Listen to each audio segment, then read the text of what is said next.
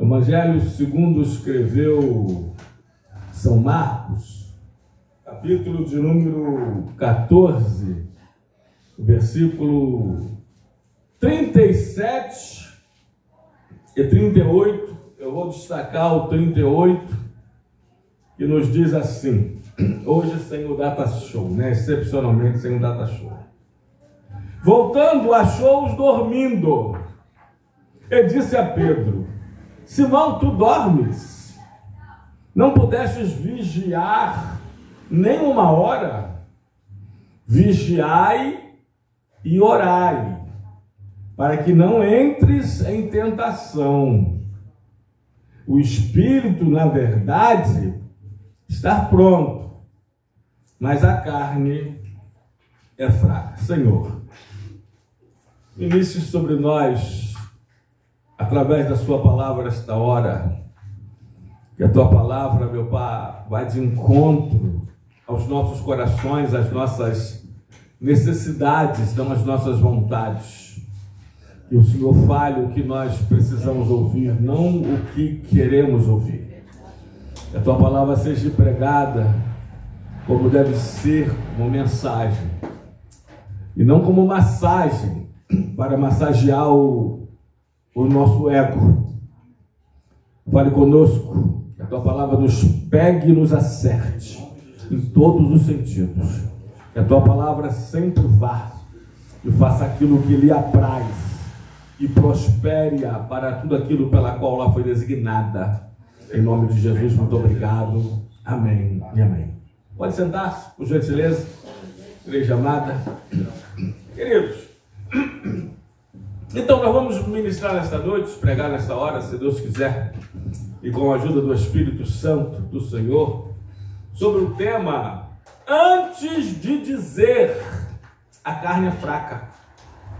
Porque esse texto, mal interpretado fora do seu contexto, aliás, uma das 10 regras básicas de hermenêutica, de interpretação de texto, nunca interprete um texto fora do seu contexto, porque você pode criar um pretexto para seitas, um pretexto para heresias, um pretexto para achismos ou axiologias. Nunca interprete, né?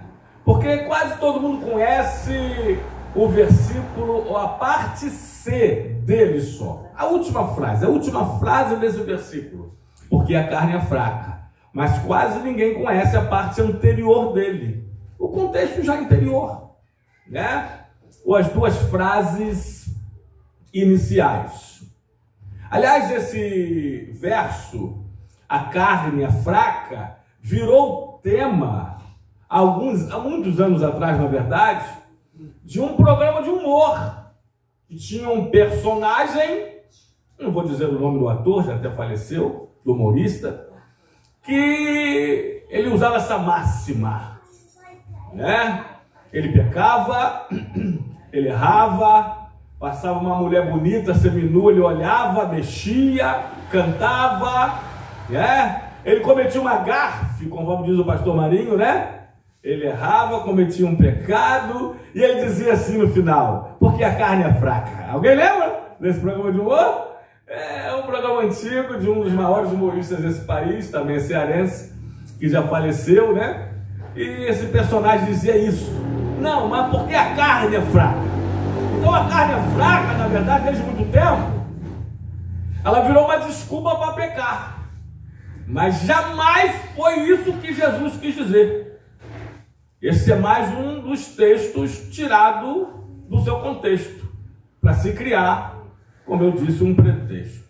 Aliás, temos muitos de religiões no mundo. Eita! Só uma palhinha, né? A religião idólatra, que o seu nome significa universal, você sabe qual eu estou falando? A igreja que diz que é mãe, que não é, pegou um versículo lá em Êxodo 25, que Deus disse para Moisés assim: farás querubins. Aquilo era pontual, único, para fazer os querubins, para o tabernáculo que Deus deu a planta a Moisés. Né? Mas desde antes, Gênesis, ou Êxodo 20, perdão, Deus já diz: não farás para ti imagem de escultura. Mas eles pegaram um texto fora do seu contexto para criar o pretexto de fazer imagem para ser venerada, para ser adorada, para ser idolatrada. Tá vendo? Os muçulmanos pegaram um texto fora do seu contexto, que Jesus disse sobre tomar em vossas espadas, né? E o lado terrorista desta religião usa esse texto, usa as guerras veterotestamentárias, as religiões afro, né? Usaram os sacrifícios levíticos, mosaicos, os sacrifícios da lei, para sacrificar lá os seus animais. Você sabe, né, do que eu estou falando, e pegaram esse texto. Amém? Aliás, até o ateísmo pegou Salmo 14, versículo 1, parte A, que diz assim: diz o homem no seu coração, não há Deus. Um texto fora do seu contexto para se criar um pretexto. Os russelitas, né, ou os testemunhos de Jeová, pegaram também, 1 Timóteo 2, 5, e há um só Deus e um só mediador entre Deus e os homens, o qual é Jesus Cristo, homem, para dizer que Jesus era um mero homem, apenas um homem. Temos outros. O kardecismo da reencarnação pegou João 3,3, e Jesus diz assim: olha, na verdade, vos digo, aquele que não nascer de novo. Então eles pegaram esse texto para dizer que o homem tem que nascer outra vez, ser reencarnado, reencarnar. Viu o perigo de pegar um texto fora do seu contexto? Aliás, eu poderia falar mais, até os socialistas, os comunistas, pegaram a multiplicação dos pães de Jesus. O único milagre está registrado nos 4 evangelistas. E ele fez esse milagre por 2 vezes. A primeira sobraram 12 cestos cheios, né? A segunda, 7 cestos cheios. E para falar, não, que o socialismo, Jesus era comunista, Jesus era socialista. Ele mandou o povo sentar-se e os apóstolos, né, dividir eles em grupos de 50, em grupos de 100, e dar cada um, e dar a todos, repartir, depois guardar a sobra. Irmãos, eu poderia continuar falando sobre isso. Texto, até a igreja dita protestante, as igrejas neopentecostais, as igrejas televisivas, essas igrejas mais modernas, né, que vocês sabem quais são,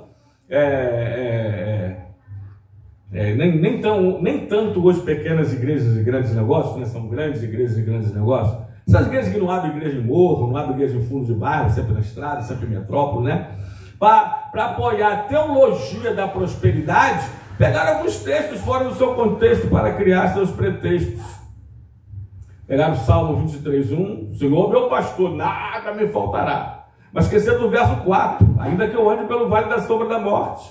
Esqueceram do verso 5, ponha-me numa mesa diante dos meus adversários, né? Pegaram João 6,33, porque buscar em primeiro lugar o reino de Deus e a sua justiça. Ainda fala assim como eu cansei de ouvir. Cansei mesmo. E todas as coisas vos serão acrescentadas. Não. Jesus falou em todas estas coisas, essas que estão no contexto anterior. Ele está falando de necessidades básicas. Não andei ansioso pelo que havia de comer, não andei ansioso pelo que havia de vestir. Aí eles prometem carro, casa de camping, casa de veraneio, casa de praia, jet ski, lancha, empresa, etc e tal. Pegaram o texto fora do seu contexto. Quer ver outro? Esse então mais conhecido. Livro de... Pena que o Data Show não está funcionando hoje, né? Filipenses 4,13. Né? Porque posso todas as coisas daquele que me fortalece. Eita! Então você pode tudo, você pode ter uma empresa, você pode ser empregador, deixar de ser empregado, pode sim, pode.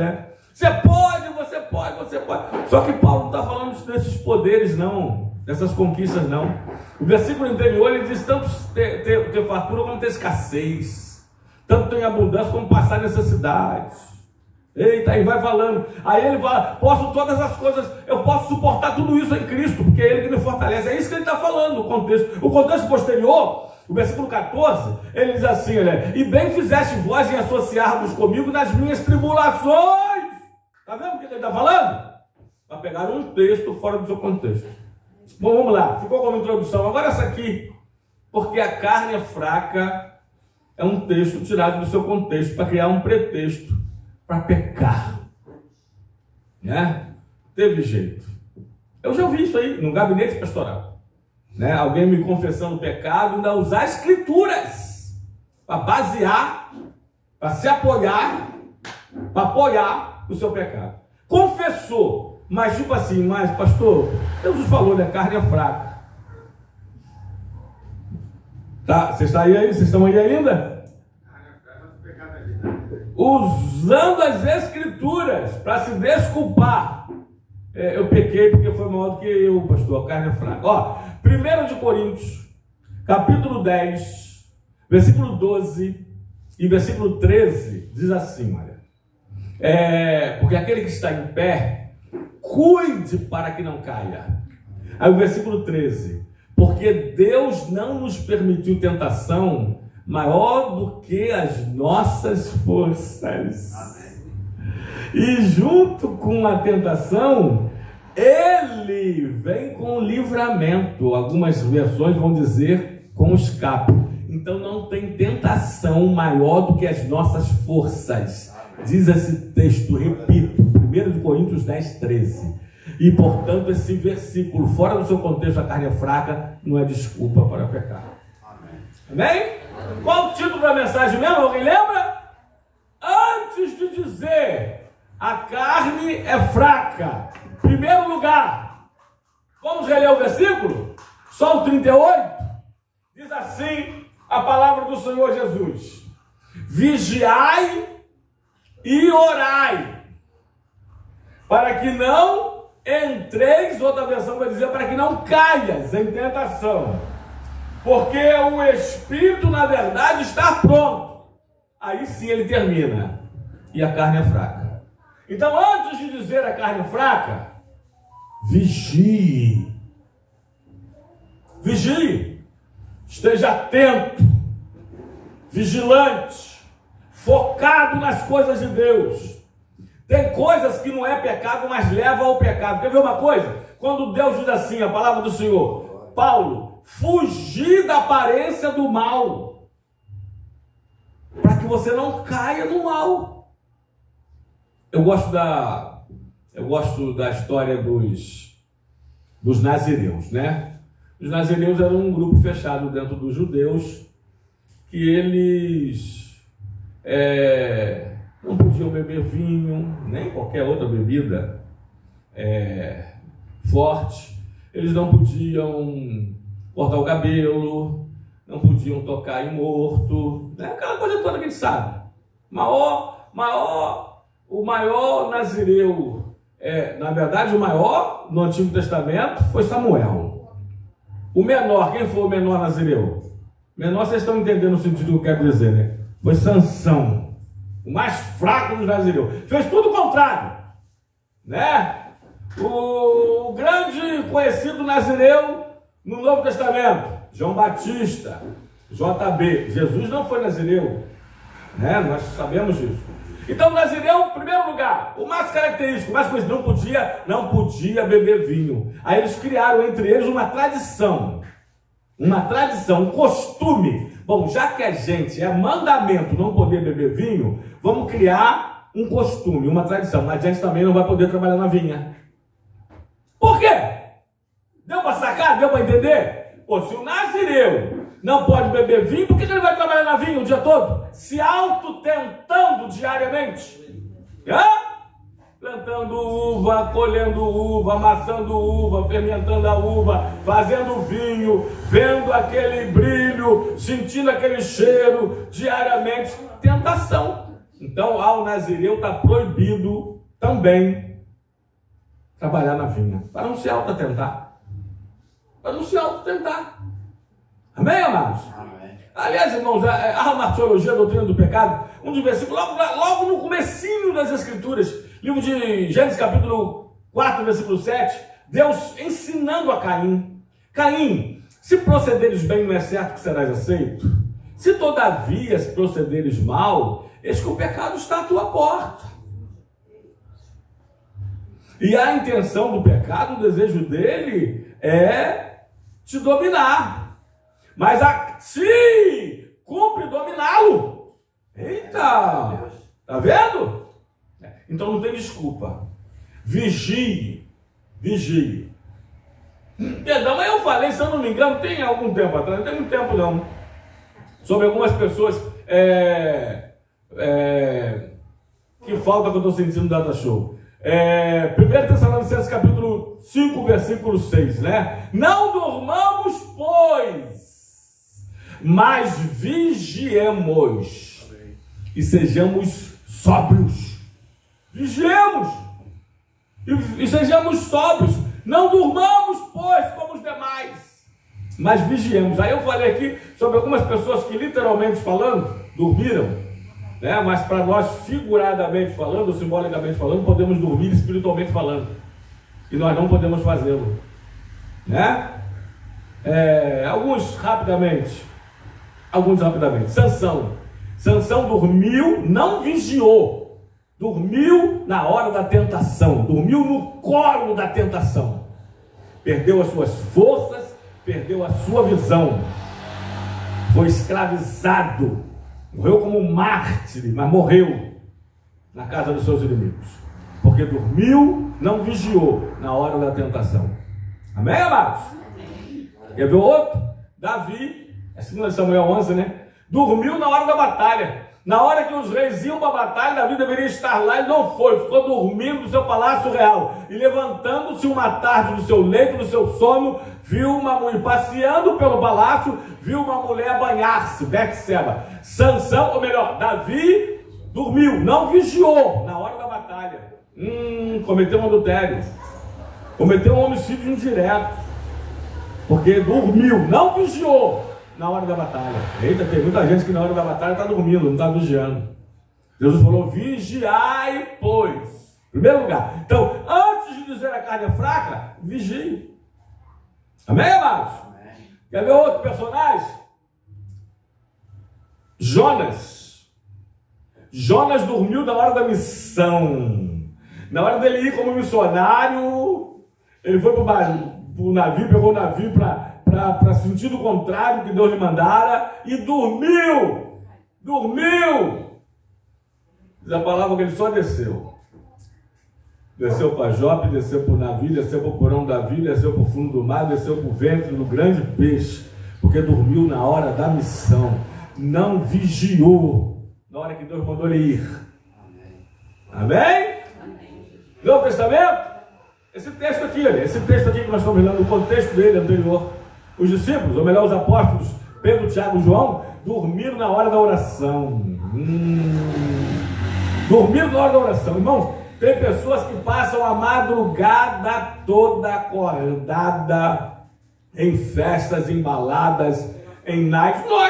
Muitos de nós aqui, no bar, na boca. É verdade ou mentira? Hoje muitos passam virando nos joguinhos da internet, no tigrinho, né? Mas não consegue passar uma noite de vigília de oração. Nem ao menos, disse Jesus, 1 hora pudestes vós vigiar comigo, orar comigo. Os apóstolos Pedro, Tiago e João dormiram na hora da oração. Foram surpreendidos por Satanás, foram repreendidos por Jesus, perderam a companhia agradabilíssima da comunhão com o Mestre, porque não vigiaram na hora da oração. Quer ver outro? Só uma palhinha nesse outro aqui. Eutico, Atos 20, verso 9. Eutico dormiu na hora do culto. Eutico estava na janela, terceiro andar, a igreja onde Paulo pregava, e já prolongando o seu discurso até meia-noite. Eu que estava na janela. Quem está na janela não está nem dentro nem fora. Quem está na janela é tipo crente Raimundo, é um pé na igreja, um pé no mundo. Eu olhava para a igreja, olhava para os irmãos, olhava para Paulo pregando, mas olhava lá para a cidade também. Mas olhava lá para fora também. Mas olhava mais para lá também. Aliás, irmãos, eu acredito que eu estava mais para lá do que para cá. Sabe por que eu tenho essa crença? Porque senão ele caía para dentro, do terceiro andar, não morria. Amém? Caiu para fora. Ele estava mais para o mundo do que para a igreja. Estava mais para lá. É igual muitos crentes que eu conheço. Você conhece também, conhece? Tem crentes que estão mais para lá do que para cá. E eu poderia fazer dessa aqui uma outra mensagem. Está mais para lá, lá o quê? Está mais para lá, lá onde? Era outra mensagem. Mas tem crente que eu conheço que está mais para lá do que para cá. E aonde você cai, mostra para onde você mais está. É verdade ou mentira? Está aí. Eutico dormiu, não vigiou na hora do culto. Perdeu o equilíbrio, caiu e morreu. Mas graças a Deus que Paulo lá estava. Desceu. Amém. Orou por ele e ele foi ressuscitado em nome de Jesus. E o culto, pela primeira vez que você tem notícia, o culto virou uma vigília. Prolongou o discurso até o amanhecer. Portanto, não durmamos, mas vigiemos e sejamos sóbrios. Vigiar é uma concentração máxima, é uma atenção o tempo todo. Vigie. Vigie. Até quem diga brincando que o crente tem que orar com o olho fechado e o outro aberto. Um fechado orando, o outro aberto vigiando. Um aberto vigiando e o outro fechado orando. Aleluia! Amém? E não basta só orar, também é necessário vigiar. Mas não basta só vigiar, também é necessário orar. Vocês estão começando a entender a palavra? Porque a carne é fraca, não é desculpa. Pelo contrário, o que Jesus está dizendo é que muitos caem em tentação e ainda dizem que a carne é fraca porque não vigiaram antes e porque não oraram.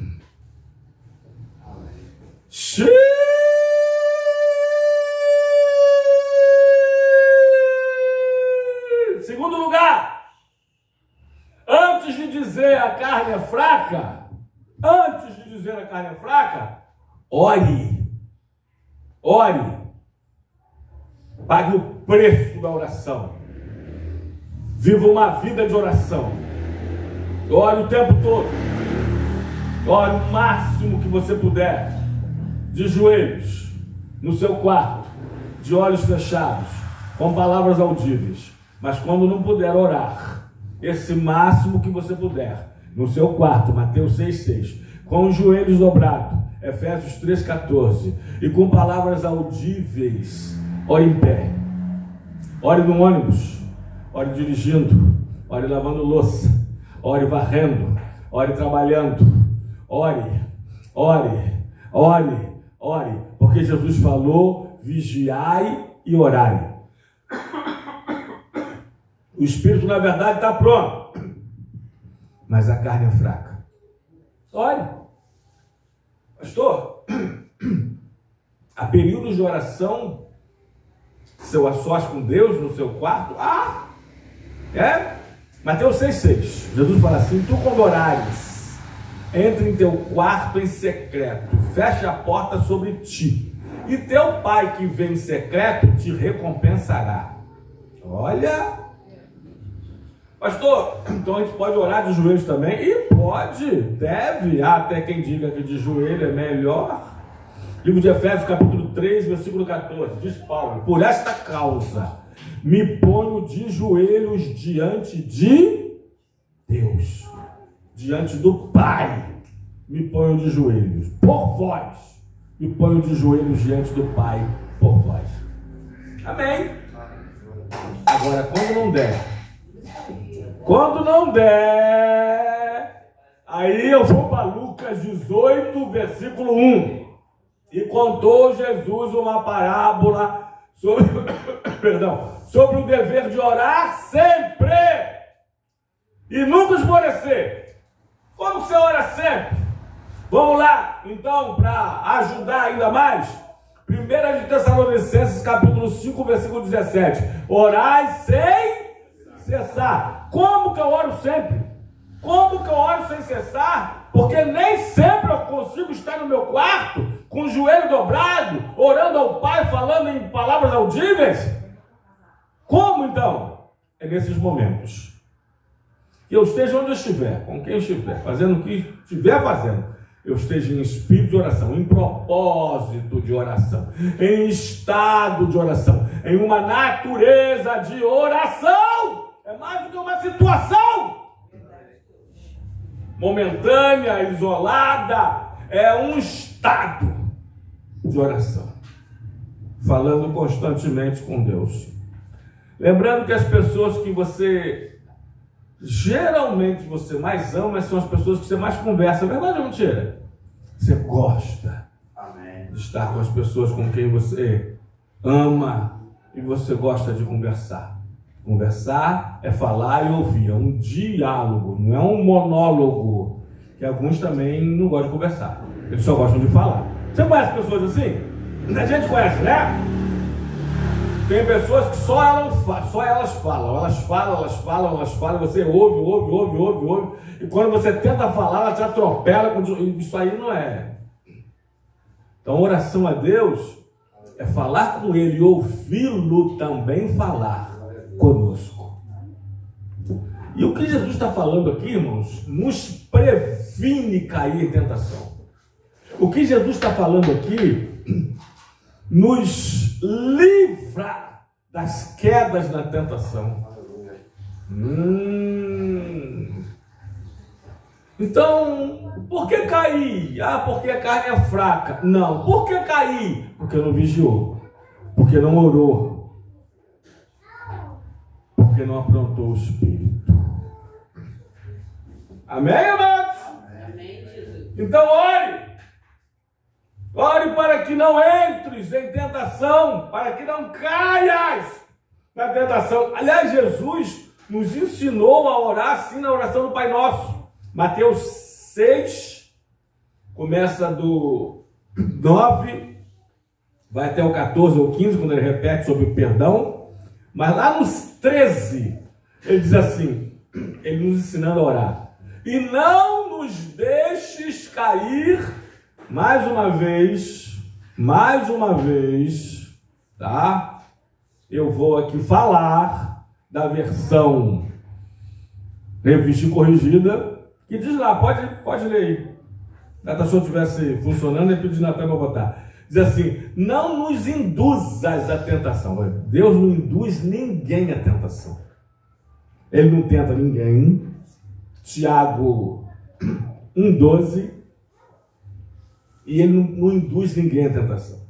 Então a revista atualizada diz assim, e não nos deixes cair em tentação. Então Jesus, eu oro essa oração todo dia. Não nos deixe cair em tentação, mas nos livra. E eu ainda acrescento assim, tá por minha conta e risco, e nos liberta de todo mal. Porque nos livra de todo mal, nos livra o mal que vem de fora para dentro. Mas nos liberta é o mal que está dentro já e tem que sair para fora. Amém, mano? Eu me permito orar assim, toda madrugada, todo dia eu oro assim. Não nos deixe, inclusive nós todos, nós é nós, plural. Não nos deixes cair em tentação, mas nos livre e nos liberte de todo mal. Agora, lembrando de uma coisa, irmãos, que a libertação total, ou a libertação geral, tá? A libertação como um estado, Deus fez por nós quando aceitamos a Jesus. Jesus na cruz do Calvário, quando disse está consumado, a nossa libertação foi consumada. Agora tem coisas, grave isso aqui, nós que temos que nos libertar a cada dia. Pecadinhos cotidianos. pecadinhos de estimação, né? Senhor, me livra disso. Peraí, eu ouço Deus te falando assim, eu te livro, você que tem que se livrar disso aí. Isso aí está no seu poder, está no seu querer, em primeiro lugar. Você realmente quer? Você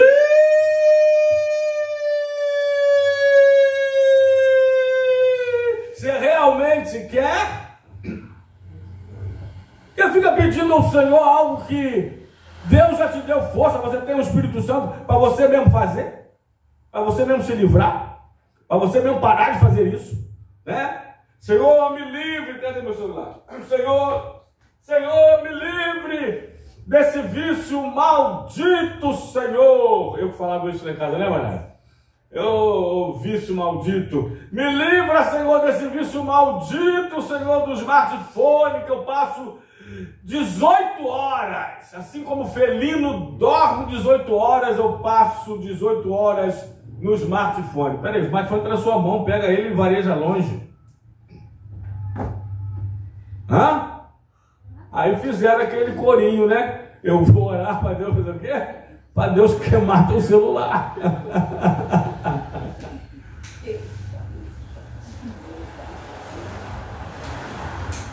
Tem coisas que Deus faz, só Ele pode fazer o impossível. Tem coisas que Ele fala assim, não vou fazer isso aí, não sei, é você que tem que fazer. Já te dei meu Espírito Santo. Você pode. Agora resta saber, repito, se a gente quer mesmo. Amém, amados? Então, em primeiro lugar, antes de dizer a carne é fraca, vigie. Vigie. Não é vigiar a vida dos outros, não. Não é vigiar os outros passando, não. É pelo contrário. Antes de dizer a carne é fraca, segundo lugar, ore. Mas ore mesmo. Ore mesmo.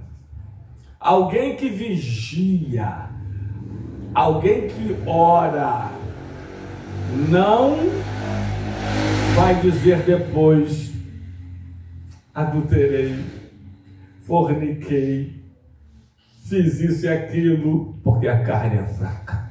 Não vai. Não é desculpa. Antes de dizer a carne é fraca, terceiro lugar, prepara-se. Se prepara.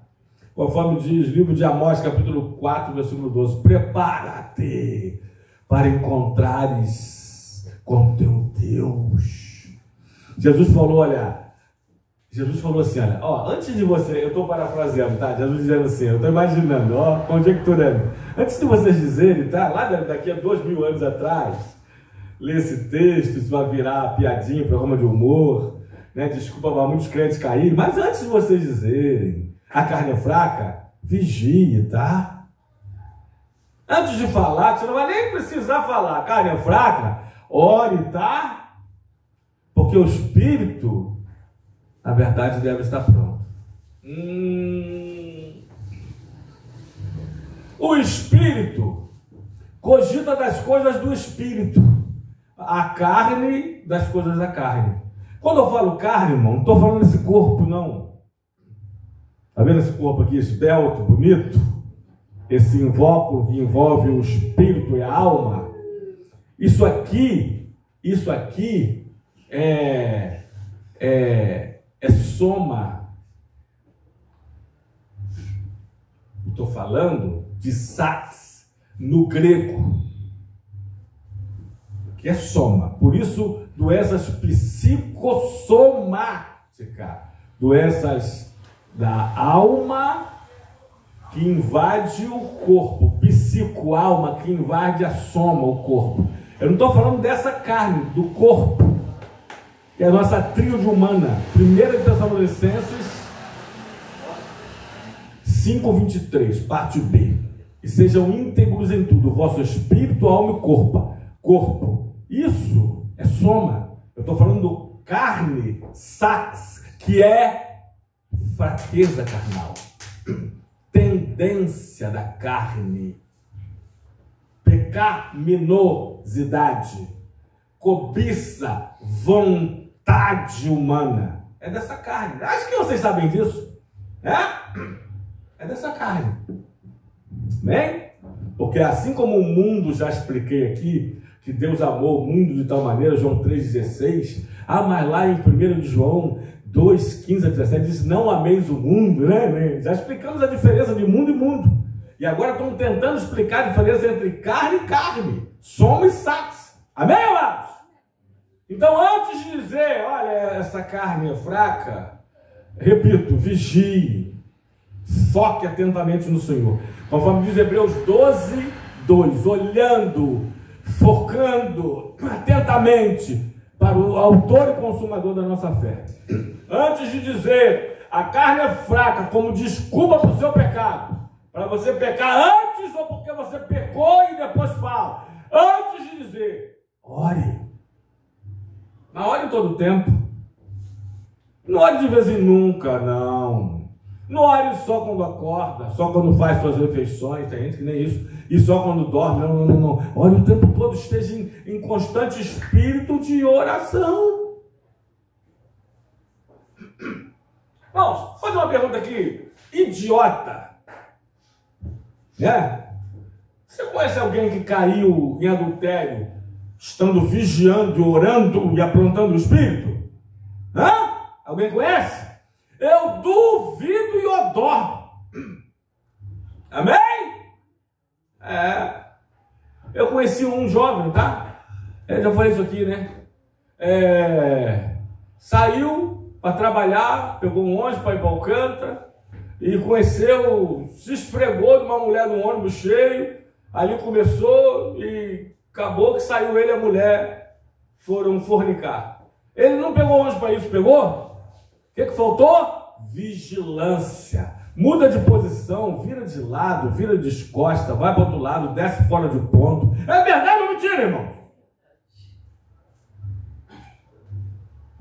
Ele não estava fazendo nada, solteiro, ela também estava sozinha. Aí foram fornicar. Faltou vigilância. É por isso que a palavra de Deus, fugir da aparência do mal. Tem coisa, cuidado, que não é pecado, mas pode te levar ao pecado. Já explicamos isso aqui com os nazireus. Bem? Bom, eu falei com ele, nós éramos amigos. Aquele amigo que fomos apelidados de caçadores de vigília, né? Eu falei assim, mas você estava orando? Não? Como? Eu já orei, rapaz, eu já orei no ônibus trabalhando, tentação do capeta vindo direto enviado do inferno por Satanás. Eu não tenho noção que eu ouvi a proposta. Tá bom? Dentro do ônibus, eu trabalhando. Tem até hoje demônios de uniforme. Você não sabe o que é demônio do uniforme, não, né? Tem mulheres que não podem ver um homem com uniforme. Mas deixa pra lá. E eu, sendo tentado, induzido, comecei a orar. Comecei a orar, Deus mudou a hora. Aí Deus me lembrou que tem uma coisa que mulher não gosta. Tem coisa que mulher gosta. Mulher gosta de carinho, né? Roupa carinho, vestido carinho, restaurante carinho, viagem carinho, né? Mas tem coisa que mulher não gosta. Levar um fora, ser humilhada, menosprezada. Aliás, lembrei de outra história de outra passageira. Essa tentou me envergonhar.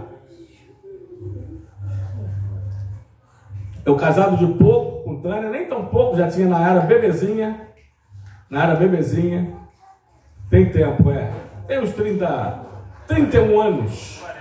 31 anos exatos. A menina no ônibus, lotação de banco, falou assim, menina sem exagero, mais que perfeita, isso aí é outra coisa, mas tentação da carne, o diabo, você está com fome, o diabo oferece um ovinho fritinho? Até com um ovinho fritinho, né? Oferece uma pelancazinha, daí para lá, oferece um picanha, ofereceu uma picanha no Brasil. Ai, meu Deus do céu. Aí ela falou assim, eu não sei por que você não sai comigo. Tentando me humilhar, né? Até falar que não gostava, que antigamente tinha muito disso, né? Eu não sei por que motivo você não sai comigo. Isso depois de uns 2 ou 3 fora, eu falei assim, eu tenho 3 motivos. Todo mundo parou para ouvir. Ônibus de lotação de banco. Eu tenho 3 3 motivos para não sair com você.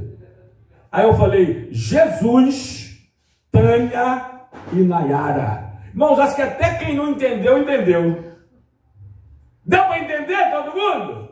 Jesus, esse cara é cristão. Jesus Cristo. Tânia deve ser a esposa dele, o cara é casado e fiel, hein? Ainda tem, sabia? Ainda tem, irmãos, homens fiéis. Mulheres também. E Nayara deve ser a filhinha dele. São os 3 motivos. Ela desceu fora de ponto, com o ônibus andando, se é que vocês querem saber. Amém? Cai porque quer. A tentação está aí. Cai porque quer. Então, apronte sua vida espiritual, apronte o espírito. Como que você apronta o espírito? Eu vou terminar com uma história. Isso bem que já contei essas minhas, né? Mas diz que uma irmã chegou para um pastor, uma igreja grande, né? A irmã chegou para o pastor e falou assim: pastor, porque minha vida espiritual, minha vida cristã não está assim nas minhas expectativas. Eu queria. Aí o pastor falou assim: você é esportista, né? Deixa eu lembrar o que ela era. Se eu não me engano, era natação, eu acho que era, né? Você, inclusive, ganhou no estado do Rio de Janeiro a medalha de ouro em natação, na sua prova, tal, né? Nado livre, não sei. Sim. Como é que você conseguiu? Aí ela falou assim: ah, pastor, eu treino 5 vezes por semana, de 4 a 6 horas por dia. Aí o pastor falou assim: ah, então tá bom. É por isso que você deve a sua medalha de ouro? A melhor na sua prova de natação no estado todo do Rio de Janeiro? Ah, com certeza, pastor. Muito treino, meus exercícios. Ele falou assim: então exercita o espírito. Quantas vezes você jejua por mês? Eita, eu vou ter que falar o xixi. Quantas vezes você ora diariamente? Quantas vezes você lê a palavra por dia? Quantas vezes você vai ao culto por semana? Eu só te vejo aqui domingo, minha querida. Exercita teu espírito, exercita a tua vida espiritual. Quer ter vitória na sua vida espiritual, quer ter êxito? Exercita o teu espírito. Você não exercita o corpo? Amém? Amém. Então, antes de dizer a carne é fraca, não use isso como desculpa. Muito pelo contrário. Eu termino aqui. Antes de dizer a carne é fraca, amém? Vigie, ore e prepare a tua vida espiritual. Você pode aplaudir o Senhor nessa hora? Que Deus